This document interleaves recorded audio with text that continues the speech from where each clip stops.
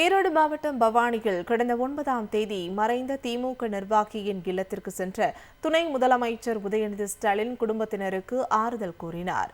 ஈரோடு மாவட்டம் பவானி நகர செயலாளர் நாகராசன் என்பவர் கடந்த 9ஆம் தேதி உடல்நலக்குறைவு காரணமாக உயிரிழந்தார். இந்த துயர சம்பவம் குறித்து தகவல் அறிந்த முதலமைச்சர் மு.க.ஸ்டாலின் இரங்கல் செய்தி வெளியிட்டார்.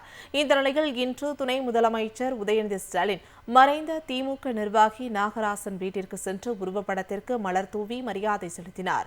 பின்னர் அவர்களது குடும்பத்தினருக்கு துணை முதலமைச்சர் உதயநிதி ஸ்டாலின் ஆறுதல் கூறினார்.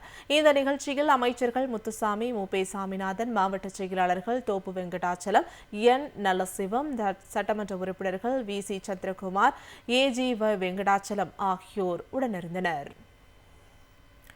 ஈரோடு மாவட்டம் பவானியில் கடந்த 9ஆம் தேதி மறைந்த திமுக நிர்வாகியின் இல்லத்திற்கு சென்ற துணை முதலமைச்சர் உதயநிதி ஸ்டாலின் குடும்பத்தினருக்கு ஆறுதல் கூறினார். ஈரோடு மாவட்டம் பவானி நகர செயலாளர் நாகராசன் என்பவர் கடந்த 9ஆம் தேதி உடல்நலக்குறைவு காரணமாக உயிரிழந்தார். இந்த துயர சம்பவம் குறித்து தகவல் அறிந்த முதலமைச்சர் மு.க.ஸ்டாலின் இரங்கல் செய்தி வெளியிட்டார். இந்த நிலையில் இன்று துணை முதலமைச்சர் உதயநிதி ஸ்டாலின் மறைந்த திமுக நிர்வாகி நாகராசன் வீட்டிற்கு சென்று உருவப்படத்திற்கு மலர் தூவி மரியாதை செலுத்தினார்.